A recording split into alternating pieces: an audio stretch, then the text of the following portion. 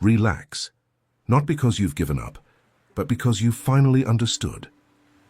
The external world isn't the judge of what you deserve. It's the echo of what you hold within.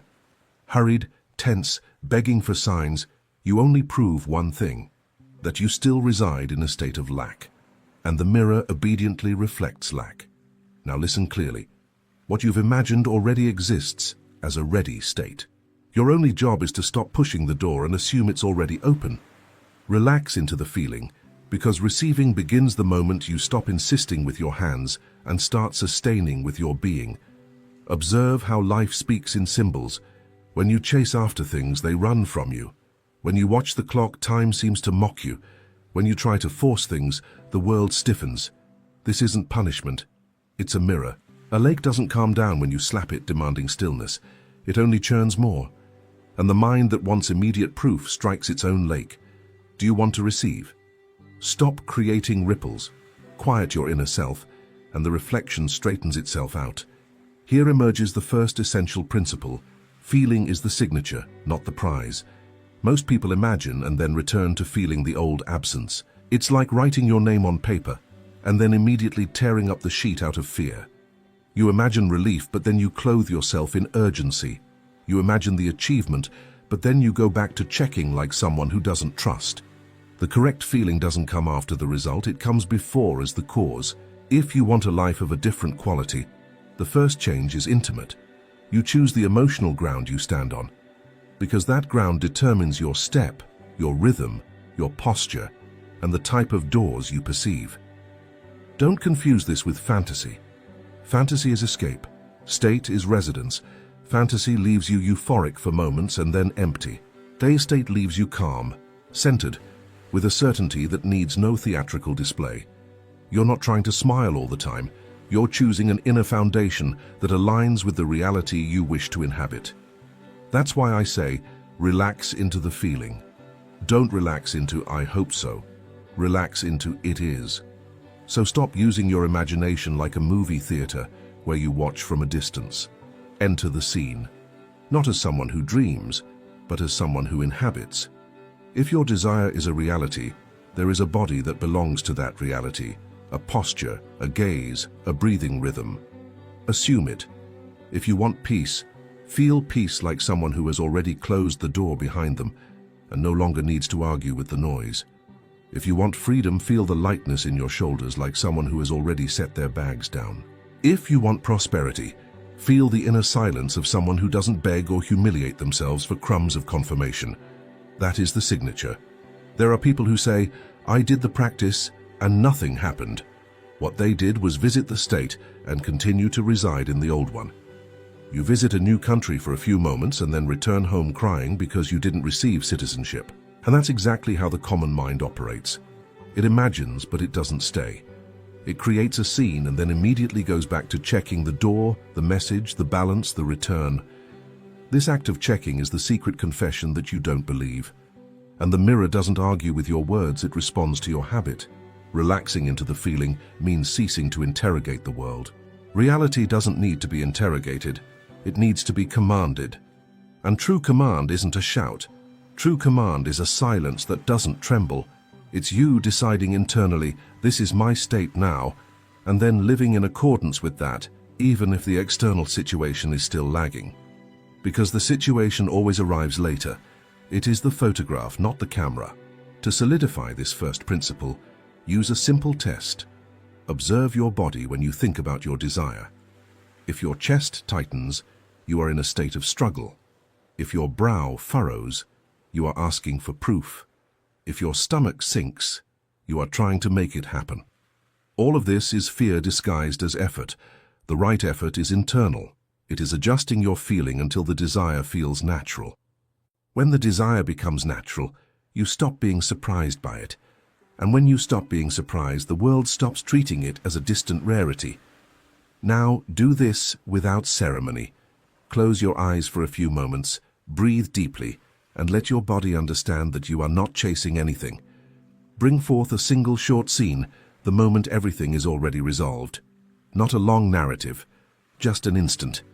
A handshake, a notification, a key turning, a hug. and above all, the feeling of completion. The practice begins with just a few minutes, with simplicity, with focus, with the courage to feel before you see. And here's a practical reminder before we move on. If you want an organized and applicable path, there's material in the pinned comment designed precisely for this, to transform this understanding into a real routine with simple tools and steps for you to maintain the correct state day to day and avoid old reactions. Use it as training support, not as mental decoration. Now follow me to the second principle. The scene needs substance, not smoke. A wandering mind is a factory of empty promises. It says, someday, and calls it hope. I don't teach hope, I teach state occupation. To occupy, you need sensory details, because your inner world is trained by images and sensations, not by pretty phrases. Create the scene as if giving exact instructions to a craftsman. Where are you? What's around you? What's the sound? What's the smell? What do your hands touch? What does your face express? You're not decorating a wish, you're rehearsing a reality. Imagine someone who wants confidence to speak. They don't need to imagine an impossible crowd. They need to imagine the cold microphone in their palm, the fabric of their clothes on their shoulder, their own steady voice filling the room, and someone's face nodding in approval. When the scene is sensory, it becomes training. And when you train internally, you change your automatic responses externally. This is how the internal commands the external. It changes the order of reactions before the world has time to test you. But understand a fine detail.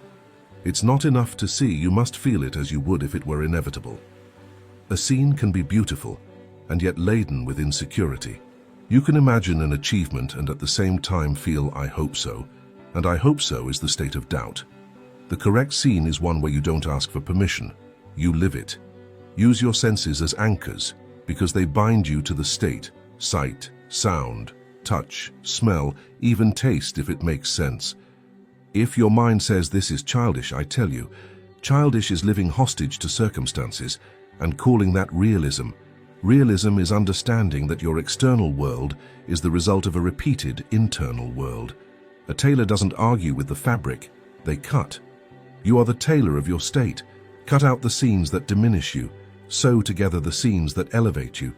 Wear them before the world recognizes you, because the world only recognizes later. And if you tell me, but I get distracted, I start and my mind wanders. Great. That shows you have a mind trained by the world to jump from stimulus to stimulus. The solution isn't to fight, it's to redirect. When distraction appears, treat it like a child calling for attention.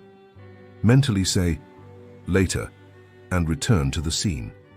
Breathe deeply, slow down and resume. The habit of returning is more important than perfection, because each return is a vote. I choose this state. And repeated votes create mastery. Now for the third principle, and it will cut your anxiety at its root. Stop measuring the invisible with the ruler of the visible. You imagine and then immediately look outside as if the world should update instantly. The external world has a delay. It's like a ship changing course. First the rudder turns, then the body of the ship responds. If you turn the rudder and in the same second look at the water and shout, "It hasn't turned," you are proving that you don't understand the process. Relaxing into the feeling means stopping the request for signs. And here's the symbolic interpretation. Signs are shadows. If you live chasing shadows, you're admitting that you don't have the source. The source is the state. The shadow comes afterward. So, when the world provokes you with contrary appearances, you learn to respond like someone who has already decided. A delay is not a refusal. A silence is not a defeat. A closed door is not a sentence. It's just the old scenery finishing its movement. Here's a simple example. A person assumes a state of stability and imagines paying everything with ease. The next day, an unexpected bill appears. The common mind says, "See, it doesn't work." The trained mind says, "This is the last gasp of the old pattern." And it maintains the state. Instead of reacting with panic, it breathes, enters the short scene of relief, and acts cleanly. It's not about denying the bill. It's about denying the despair. Because despair is what perpetuates the sequence. And when you deny despair, you cut off the nourishment of the old script. This requires discipline. Discipline is the elegant name for a simple thing, not abandoning yourself. You don't abandon yourself when the world doesn't confirm at the pace of your ego. You remain. Remain until peace becomes your ground. Remain until the achievement feels as common as a daily habit. And the more common, the faster. Because the mirror obeys the habitual, not the hysterical. Don't confuse relaxation with passivity. Relaxing into the feeling isn't lying down and waiting. It's stopping the internal trembling. It's acting from certainty, not from fear. There's a difference between doing to get and doing, because it already is. The first creates heavy effort, the second creates natural movement. When thought, emotion, and action align, you become a consistent magnet, not a blinking lighthouse. And this leads us to the fourth principle. You're not trying to change events, you're changing identities. Life follows identity as clothing follows the body. You can try to pull the clothes from a distance, but as long as the body doesn't change position, the clothes will fall the same way. Identity isn't a name, it's a set of automatic responses. It's what you do when no one is looking. It's the inner conversation when something goes wrong. It's your default choice when you're tired. So stop asking how to change your life and start asking who you need to be now. Who are you when what you've imagined is already alive? You don't justify yourself, you don't ask for permission, you don't compare yourself, you don't shrink yourself to fit others' expectations. You walk with a different speed, you choose with a different firmness, you cut out habits that don't align with you, and the world again obeys because it only knows how to obey the dominant state. A practical way to assume this identity is to create small rituals of confirmation. Not superstitious rituals, rituals of focus. One of them is the written record of the state as present, as if you were signing a contract with yourself. Write as someone describing a reality already in progress, with details and emotion. This isn't a pretty diary, it's identity training. You are teaching your internal system to behave as if it were inevitable. Another ritual is the constant image of the desired state, not to desire, but to remember. A vision board, physical or digital, works when you use it for a minute with feeling, not when you collect images like someone collecting distractions. Keep a few clear goals and look at them as someone recognizing a familiar address. And pay attention here. The old mind will try to pull you back through automatic phrases. This is hard. It's not for me. It's always been this way. When these phrases arise, don't argue with them as if they were true. Treat them like old recordings playing. You don't argue with the radio, you change the station. Change the station to the right question. How would I react if I were already that person? And then react. Even if there's still internal resistance, act like someone training the new body of their destiny. Now, the fifth principle is the final seal, and this is where many people get lost because they confuse tension with commitment. Gratitude and detachment are not morality. They are engineering of resistance. Gratitude isn't saying thank you superficially. Gratitude is recognizing that you already have a foundation, already have a path, already have resources, and that what's coming is continuity. It elevates your state because it takes you out of scarcity mode. And detachment isn't giving up. It's releasing the anxiety of the present moment. It's stopping the choking grip on the outcome. When you visualize and act, you trust and relax. Obsession is an inverted command. It repeats it's not coming with urgent energy. It turns desire into a prison. Detachment, on the other hand, is the posture of someone who has already placed the order and doesn't need to keep repeating it for fear of being ignored. Think of a buried seed. You don't dig it up every morning to check. You water it, protect it, and continue living. Gratitude gives you elevation. Detachment gives you lightness. Together they make you relax into the feeling and, precisely because of that, receive. Want a simple exercise? Every time you notice your mind rushing to check, stop. Don't fight. Just stop. Breathe. Remember 3 things that are already working in your life, even if small. This returns you to a state of sufficiency. And then for a few minutes, enter your short sensory scene with emotion. You don't need hours, you need consistency. Daily repetition is what makes the state dominant. And when the state becomes dominant, the world quietly bows. You'll notice another thing when you relax into the feeling.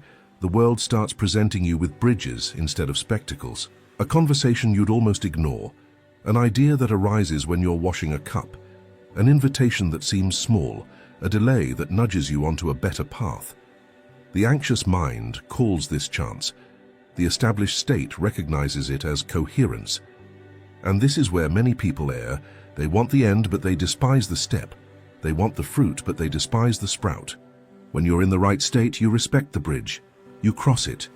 So learn to distinguish impulse from despair. Despair has haste and fear. Impulse has clarity and lightness.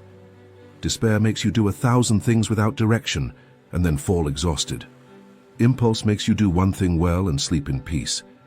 That's why I repeat, relax into the feeling. Your action should arise from the state, not from scarcity. If you act to prove, you remain insecure. If you act because it's natural, you confirm. There's a scene that reveals your own hypnosis. Imagine yourself holding a glass filled to the brim with water. Any tremor will spill it.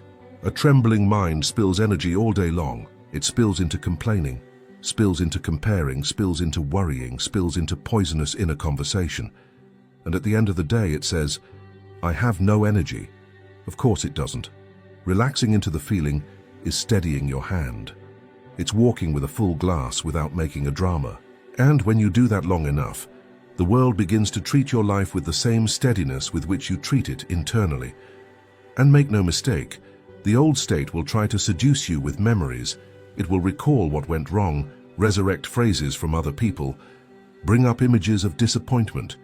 It does this because it wants to survive. The old pattern doesn't die quietly. It makes noise. Your task isn't to argue with the memories. Your task is to recognize this is just the old trying to regain command. And then you return to the feeling of the new again and again until the old loses strength due to lack of nourishment. Want a living example? Imagine someone who spent years being ignored. They assume a new state of being seen, recognized, valued. In the first few days, the world still responds with the old indifference. If they interpret that as truth, they revert to the old. But if they interpret it as a delay in the unfolding scene, they maintain the state. They begin to speak with less need, to position themselves with more firmness, to choose better where they invest their time. And suddenly, different people appear. Not because the world became kinder, but because the identity changed. And the mirror only knows how to reflect. And here's an instruction few accept. Choose an internal boundary. I no longer feed the state of doubt. This means that when your mind starts rehearsing tragedies, you cut it off. When it starts asking for guarantees, you cut it off. When it starts comparing your life to others, you cut it off. Cut it off without hatred, like someone turning off a faucet. You don't negotiate with a leak. You shut it off. This boundary is what transforms practice into identity. Also, do a simple thing with your surroundings. Stop exposing yourself to noises that lower your vibration, and then feigning surprise at your instability.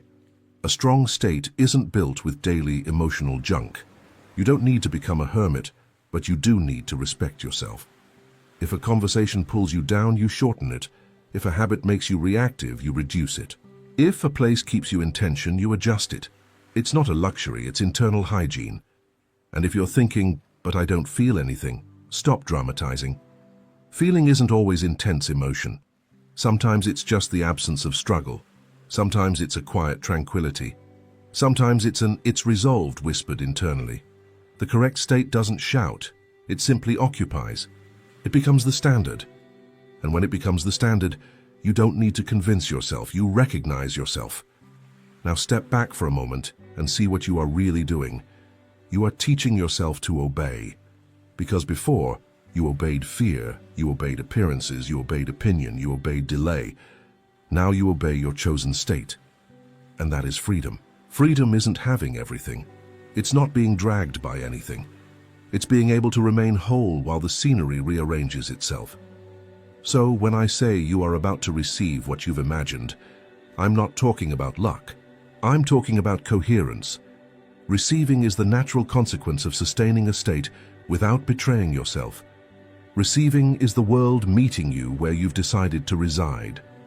And the more you relax into the feeling, the faster you reside there. I'll give you an image you'll never forget. You are a tuning fork, you vibrate, and everything around learns your vibration. If you vibrate lack, the world tunes to lack. If you vibrate certainty, the world tunes to pathways. It's not stage mysticism, it's state discipline. What you sustain in silence becomes the script of what you call destiny. Now I'll conclude in the way you need to hear. Stop begging for external changes. Stop asking the external situation for permission to be who you've decided to be. From today, you command in silence. You choose the state and remain in it. You don't negotiate with appearances, don't beg for signs, don't humble yourself before delays. You relax into the feeling because you know what you've done internally. You've already planted. And one who plants doesn't pull up the seed to see if it's growing. You water it, you maintain it, you live. If you want a practical step to consolidate this, go back to the pinned comment and use the suggested material as daily training. Visualization tools, state journaling, and simple techniques to keep your energy high without falling into anxiety. It's not for admiring, it's for applying, and applying until your new state becomes your natural way of existing.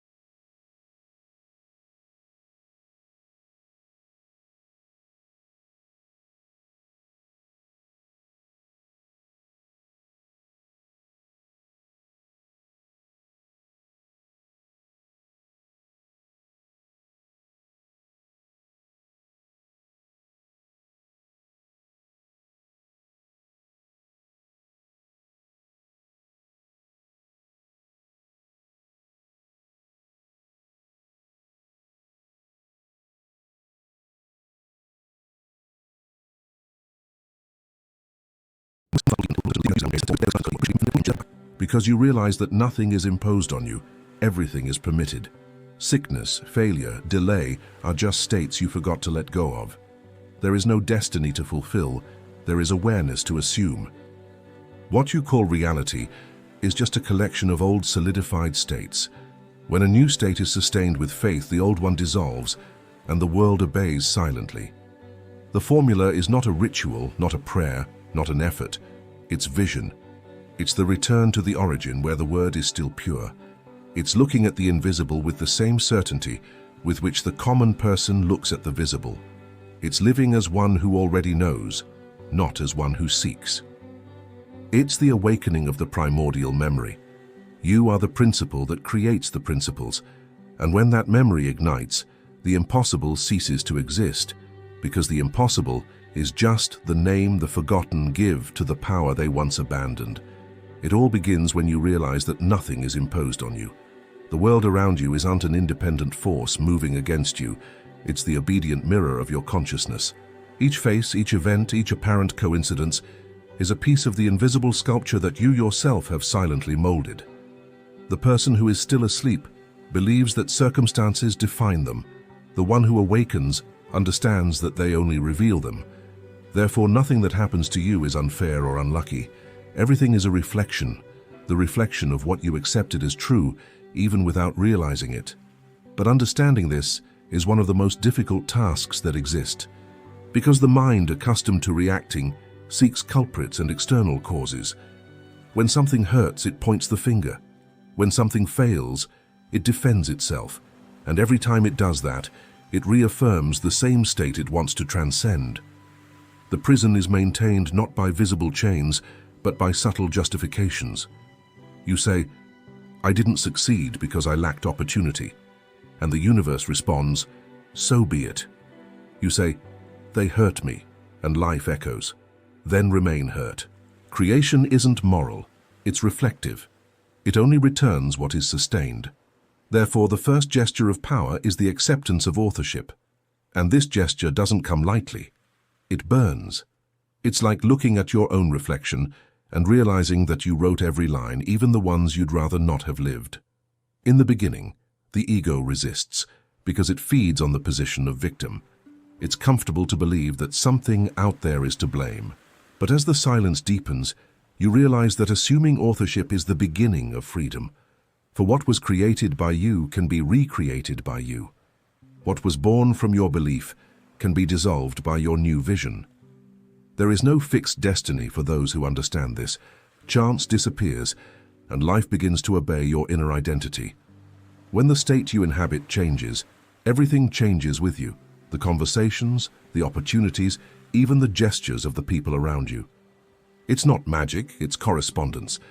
The exterior always bows to the interior, but be aware, accepting your authorship doesn't mean blaming yourself for everything that happened.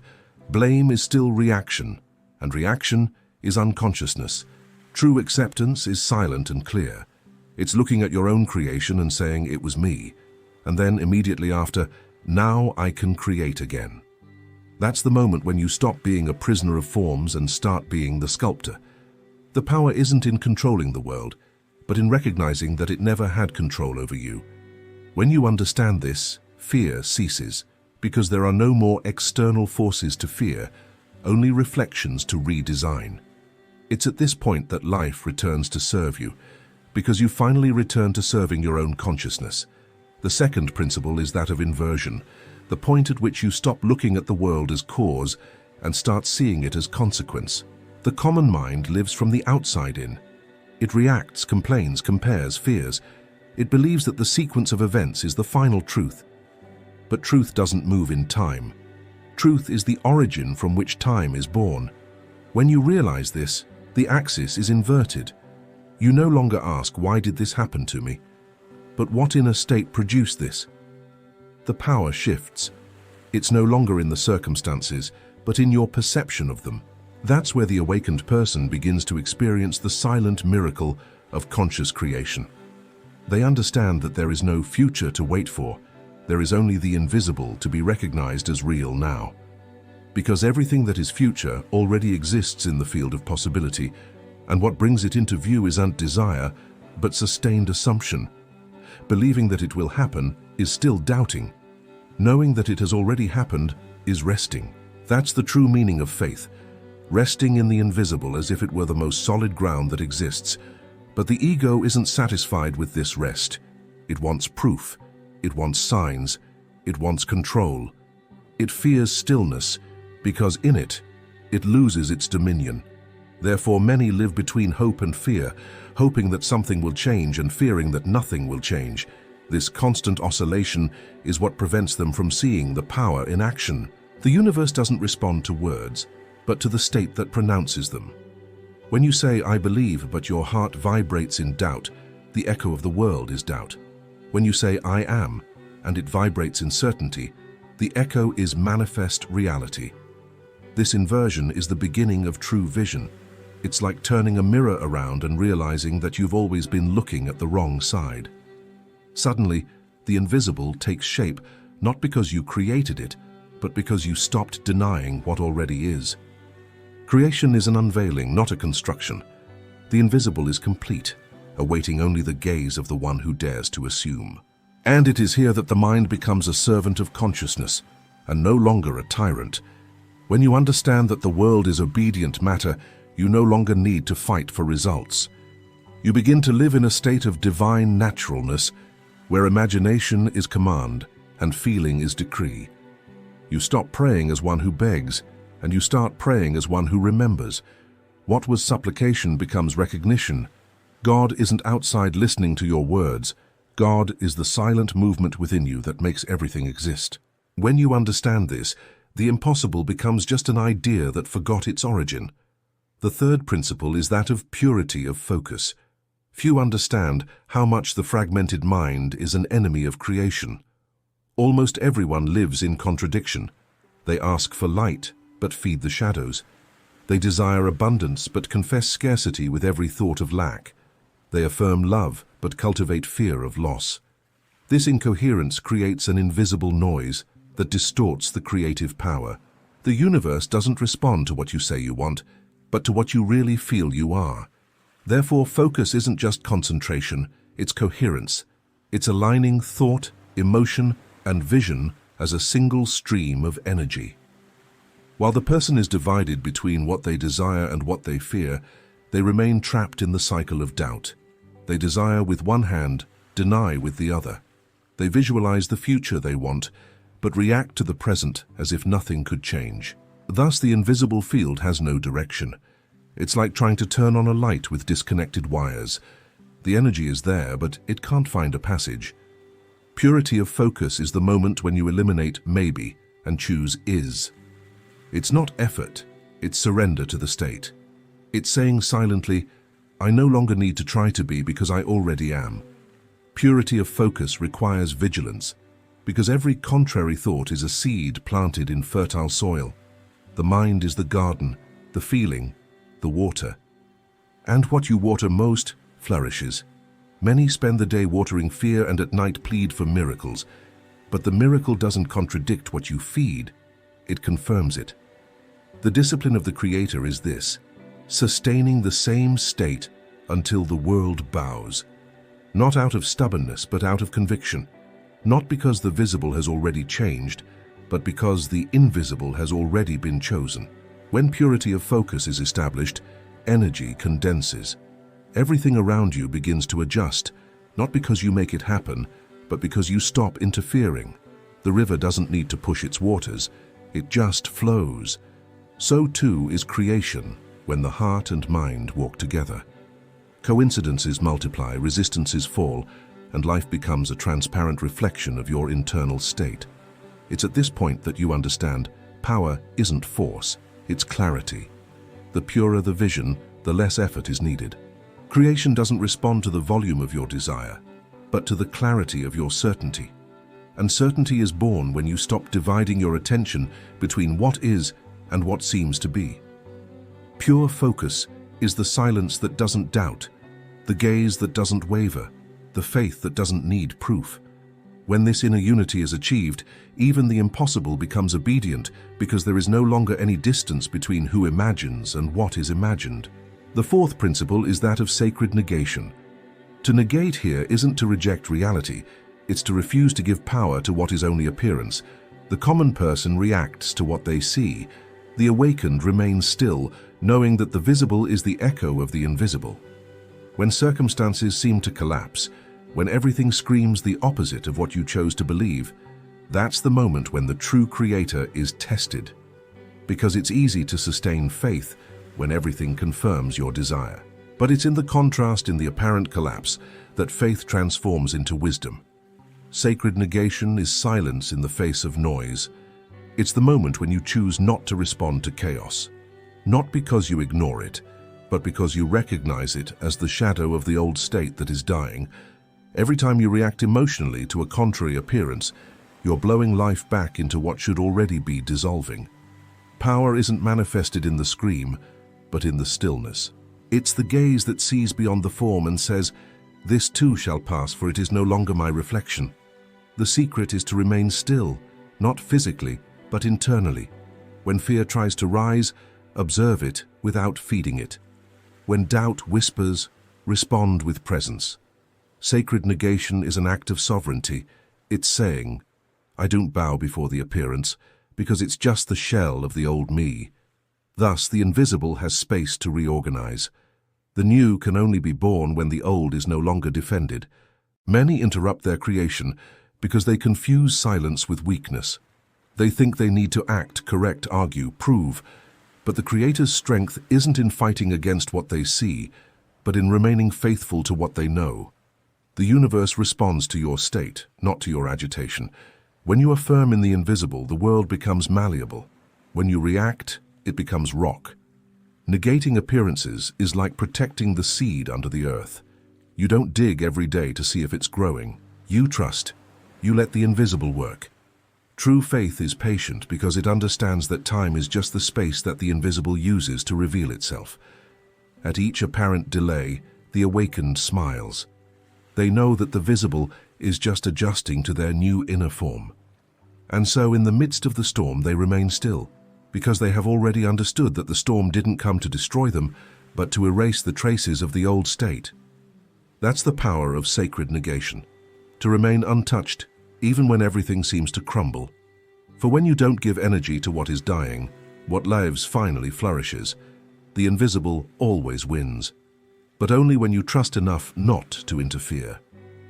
The fifth principle is that of living remembrance. Awakening once isn't enough. The visible world constantly tries to hypnotize you again, making you forget who you are and the power you carry. Unconsciousness is patient and subtle. It approaches like a fog, and before you know it, you are once again reacting, fearing, asking, doubting. Therefore, remembrance needs to be living, not a pretty thought, but a maintained state. It's remembering, at every moment, that life is a mirror and that you are the source of the image. Every time you forget, the old identity returns with its pains and limitations. It infiltrates small gestures, in a worry, in a judgment, in an emotion that you let grow. And when you least expect it, you are once again believing that the world has power over you. But living remembrance is the thread that brings you back. It's the I am pronounced in silence, not as a spiritual phrase, but as an anchor of reality. When you say internally I am, you are remembering that the awakened Creator has returned to command. This remembrance isn't effort, it's loving vigilance. It's being awake inside the dream. It's observing the thoughts and choosing which ones you allow to flourish. Because every sustained thought is an order issued to the universe, and the universe, faithful as a mirror, obeys. Therefore, there is no room for prolonged distraction. Each distraction is a small eclipse of consciousness. But the power isn't lost, it just falls asleep. And upon remembering, everything starts to move again. Living remembrance is also humility. It prevents you from worshipping your own reflection and keeps you centered on the source. For the ego tries to appropriate power, forgetting that it isn't personal, it's universal, flowing through you. When you remember this, power becomes light, silent, natural. You act without effort, because there is no longer anyone who needs to prove anything. The Creator and the creation are one, and then you will understand that every moment is a portal. At every instant you are choosing between forgetting and remembering, between the reflection and the source, between fear and knowing. Living remembrance is the continuous state of one who no longer loses themselves.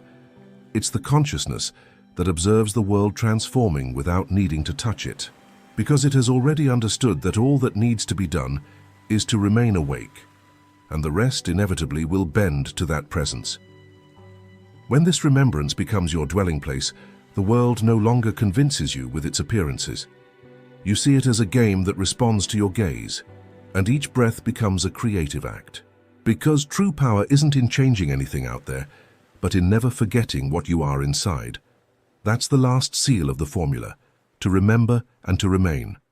So listen, because this is the point where everything is decided.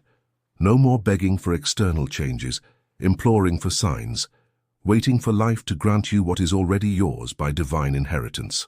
The beggar of reality is the one who has forgotten that they are the Creator. They pray with despair, act with fear, and wait with doubt. The awakened Creator doesn't pray to ask, but to remember. They don't bow before the facts. The facts are what bow before them. For when consciousness assumes a form, the universe has no choice but to mirror it. There is nothing more to seek. Everything is already inside you in potential, waiting only for you to accept inhabiting the corresponding state. Abundance, love, peace. These aren't achievements. They are frequencies. And every time you assume them, the world reorganizes itself like a faithful servant. dramatizing your interior in tangible forms. The mistake of humanity has been to try to change the reflection instead of the face, to ask the image to smile without first moving their own expression.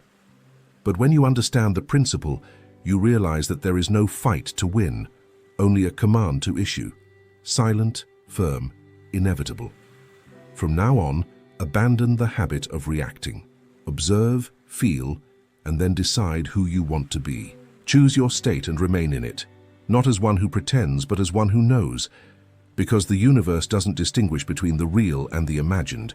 It only responds to the degree of conviction. If your heart believes, the world bows. If it doubts, the world hesitates with you. The secret is in constancy, in the indestructible calm of one who has discovered that reality is malleable, and that the invisible is the clay from which everything is born. Power isn't in forcing, but in ordering. And this order isn't given with words, but with presence. The awakened person doesn't demand, they affirm. They don't react, they assume. And the world, which once seemed like a tyrant, reveals itself as a servant. The forbidden formula has always been this: the silent recognition that everything you see is your reflection, and that the invisible obeys you as the body obeys the thought. Now walk, and don't look back anymore. Every time you doubt, you are rebuilding the prison. Every time you assume, you are opening the sky. There are no walls, only veils. There is no distance between you and the divine, only forgetfulness. Remember, you are the origin, and when a person remembers this, the whole world bows, because it recognizes the return of the Creator to their creation. From this instant on, don't ask the world to listen to you. Order in silence, and it will respond. Before you speak, listen. Power is not in the sound of your voice, but in the consciousness that moves it. Every word that comes out of your mouth is a key, and each key opens or closes a world. Most people speak without knowing what they are building. They ask, complain, murmur, and don't realize they are shaping the very destiny they wish to avoid. Man's tongue is the brush of the invisible. Every sentence paints a part of the picture you will call my life tomorrow. When you understand this, you will never speak carelessly again. The first thing I want you to understand is that language is not an instrument of communication, but of creation. Ordinary people use it to be understood. The awakened, to give orders to the invisible. When an ordinary man says, "It's difficult," he describes the world. When the conscious man says, "It is done," he transforms it. Your tongue is the mirror of the state in which your consciousness rests. If it speaks of scarcity, it is because your mind dwells in lack. If it speaks of abundance, it is because your mind has already moved into the realm of sufficiency. It is impossible to hide where you speak from, because every word carries the scent of the state that originated it. The secret lies in speaking from being, not from wanting. The man who says, "I want," still confesses absence. The one who says, "I am," declares presence. The universe does not respond to desires, it responds to states. Therefore, when you speak as if you already have, the invisible bows and reorganizes the visible to confirm your word. It is not magic, it is law. The word is the bridge between the invisible and the visible, between what you imagine and what you experience. When you cross that bridge with faith, the impossible becomes routine. But there is something more subtle that few perceive. The way you use your tongue reveals the kind of kingdom you govern. Fools use it to discuss the past, the conscious to decree the future. Every phrase that repeats "I can't" and "it won't work" and "maybe one day" is a seed planted in the soil of consciousness, and every seed germinates. The world around you is the field where your words have sprouted, and if you want a new garden, you need to change what your tongue sows. Use your voice like a priest before the altar, not like a beggar at the door. You are not a petitioner for miracles, you are their creator. When you open your mouth, the universe listens to your faith, not your words. If you speak with doubt, the echo will be faint. If you speak with certainty, the invisible will move like an obedient wind. That is why I tell you, your tongue is your wand, your sword, your scepter. Learn to wield it with reverence. Because when it aligns with your imagination, even the impossible becomes a servant of your command. The first thing you must understand is that your tongue is a faithful mirror of your inner state. It reveals what your mind truly believes, even when you try to hide it. You can disguise it with gestures, with smiles, with memorized prayers, but the way you speak reveals what you hold in silence. The tongue is the echo of being. When you say, "I can't," things are difficult, maybe one day, you are not just speaking, you are decreeing. You are shaping, through the vibration of your own words, the invisible field that will form your experience. Therefore, the man who understands the law does not speak out of habit. He speaks out of creation. Everything spoken is born of a state. Words are not neutral. They carry the signature of your level of consciousness. When you are in a state of lack, your speech is full of doubts and justifications. When you are in a state of abundance, your speech is serene, firm, almost silent, because the Creator does not need to prove, He merely declares. The outer world is merely the reflection of this inner tone. Many try to change life by changing vocabulary, but they forget that the word is the fruit, not the root. The real work is to change the state from which it sprouts. When the state changes, words naturally align with the new vibration. No one needs to force themselves to speak like a rich person when they already feel prosperous.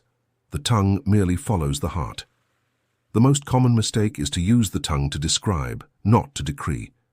The ordinary man looks at what he sees and talks about what is. The awakened man talks about what will be, as if it already is. That is why he creates. He understands that the visible is past, that everything his eyes behold is already dead, and that only the invisible is alive. Therefore, he chooses not to react to the world, but to command it. His words are not born of fear, but of vision. He doesn't say, "One day I will have," but "I already have." He doesn't say, "When it changes," but "It has already changed." And this silent certainty is the seal the universe recognizes. Every phrase you utter is a seed cast into the soil of consciousness. Words do not disappear, they germinate in time. If you plant complaints, you will reap more reasons to complain. If you plant certainty, you will reap evidence of it. Learn to use your tongue as a sacred instrument, for it moves forces your eyes do not see. Speak only when your word is aligned with the state you wish to perpetuate. If you cannot speak with faith, be silent. Silence is the language of creation before the word manifests. And remember, the tongue is a reflection of the mind, and the mind is a reflection of the state. Change the state, and your tongue will become the voice of a new world. The second principle is to understand that your tongue was not made to describe what is, but to declare what will be. Most people use words as a mirror of the world when they should use them as a hammer of creation. By saying, "Things are difficult, life is unfair, no one recognizes me," man seals the fate of his own experience because he reinforces the old. The word is law, and the universe merely confirms the state from which it was born. When you understand this, you realize that every sentence you utter is a silent command given to the invisible. Therefore, the awakened man speaks not of what he sees, but of what he has chosen to see. Visible reality is merely the echo of a past belief. What you call now is just a photograph of an old state. Every time you react to what you see, you feed the reflection, and the reflection traps you. But when you decide to speak as one who has already received, the reflection begins to bow before your conviction. This is how worlds change. It's not with pleas, but with declarations. The ordinary man pleads, the Creator affirms. The ordinary man observes, the Creator commands. And while the former waits for signs, the latter creates the signs with the sound of his own certainty. That is why I tell you, abandon the language of the future. Every time you say, "One day I will have," the universe answers you, "Yes, one day." And that day never comes, because your own word pushes it into tomorrow. Learn to speak in the present, not because the present convinces you, but because it is the only time of creation. I am is the key that opens all portals, and I will be is the door that never opens. He who says I am is not imagining. He is decreeing what the invisible must sustain. And when your word aligns with the right state, the visible world begins to reorganize itself almost magically. People appear, paths open, coincidences multiply, but none of this is luck. It is merely the natural obedience of matter to the voice of the spirit. Don't speak like one who describes the storm. Speak like one who commands the wind. The visible world is silent. It only repeats the sound of your consciousness. You are the verb that moves it. Therefore, from now on, speak as one who already lives in what you desire. Act, think, and vibrate as if the miracle were already routine, and it will be. The third principle is to understand that your tongue must serve imagination, not the emotions of the moment. The unconscious man speaks moved by haste, by anger, by fear, and his words, cast like aimless arrows, end up wounding his own destiny. Every negative emotion that turns into discourse creates a distortion in the invisible field. That is why so many live in repetitive cycles. They complain about what they see, reinforce it with words, and the world merely returns the echo of what they have pronounced. The Creator's tongue does not react, it directs. It does not respond to chaos, it commands order. Emotions are fleeting, but the word is eternal. When you speak from a state of despair, it transforms into a decree.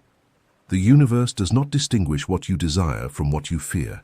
It merely responds to the vibration sustained by your words. Therefore, the awakened man learns to master the impulse to speak when the heart is in turmoil. He silences himself, withdraws, and speaks only when the spirit reclaims the throne. The word spoken at the right moment is a living seed. The word spoken out of control is a weed. Both grow but produce opposite fruits. The tongue must be at the service of inner vision. Imagine what you want, feel it as real, and only then speak. Your word should not come out as an outburst, but as a decree. The invisible world does not respond to lamentations. It moves before conviction. If you feel sick, don't say, "I am sick." Say, "Health is already manifesting in me." If you feel alone, don't say, "No one loves me." Say, "I am loved and worthy of love." These declarations are not deception. They are alignment. You are training your consciousness to recognize what is already true on another level. This is how imagination becomes flesh. The ordinary man speaks to relieve his heart. The awakened man speaks to transform reality. He understands that silence is the first act of creation, and the word is the second. Therefore, before speaking, he builds the image in the invisible. When he finally speaks, his voice already carries power because it has been tempered by faith. The secret is not in saying much, but in saying what is born of certainty. Speak little, but speak with authority. Do not react to the world, command it. May your tongue not be a servant of emotions, but an instrument of imagination. For when emotion is silent and vision speaks, even the impossible bows before you. The fourth principle is to bless and not to curse. Most people live captive to the words they utter in moments of ingratitude and judgment. When you curse something, you are not attacking the object of your anger. You are contaminating the field where your own life flourishes. A curse is the poison that the unconscious pours upon itself, believing it is striking another. Every word of criticism, envy, or complaint returns to the sender with the same weight with which it was sent. That is why many create invisible fences around their own prosperity. It is not the world that blocks them. It is the tongue that keeps them trapped in the vibration of lack. To bless is the simplest and most powerful act there is. When you bless, you recognize the divine present in everything, even in what you do not understand. By saying, "This is good," you open a breach in the invisible for good to manifest in a greater way. A blessing is an invitation to expansion. It says to the universe, "I trust." The awakened man does not bless only what pleases him, he also blesses what challenges him, because he knows that every difficulty is a mask that covers a greater gift. He understands that everything that comes into his life came to fulfill a purpose, and that to deny that purpose with words is to reject one's own evolution. Words are instruments of energy.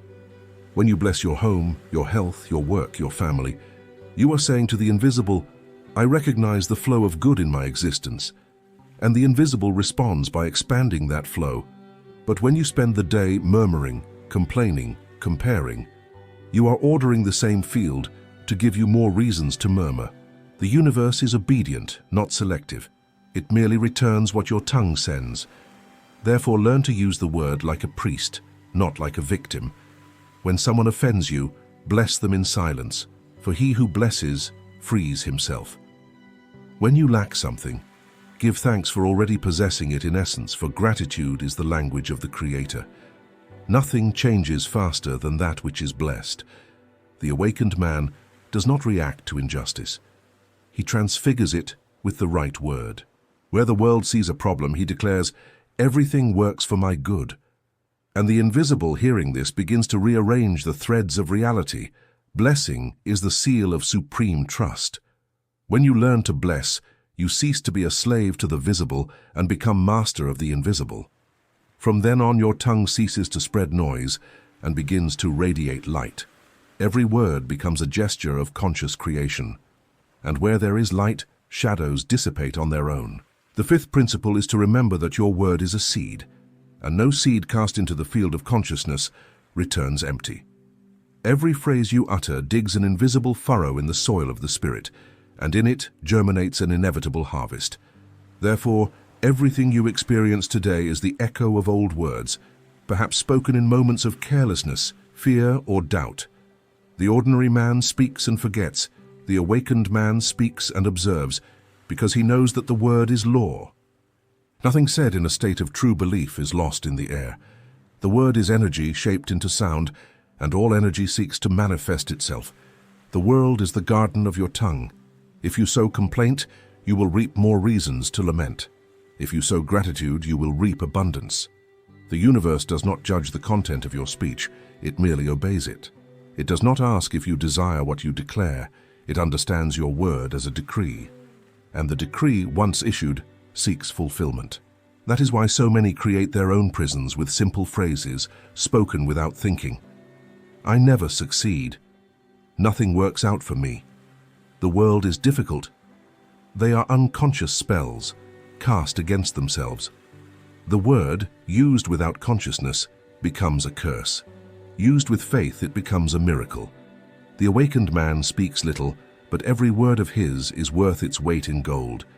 He does not waste the word with complaints, nor does he profane it with doubt. He speaks with reverence because he knows that sound is the first movement of creation. When he says, "I am," he opens the portal of existence. When he says, "It is done," he seals destiny. His words are measured, not by fear, but by wisdom. He understands that speaking is sowing, and sowing is destiny. Therefore I tell you, from now on, speak only what you wish to see flourish. May every word of yours be a seed of peace, abundance, and certainty. And if at some point fear tries to speak for you, silence it with silence. Silence is the resting place of the word. Speak only when faith is present, for only it gives life to sound.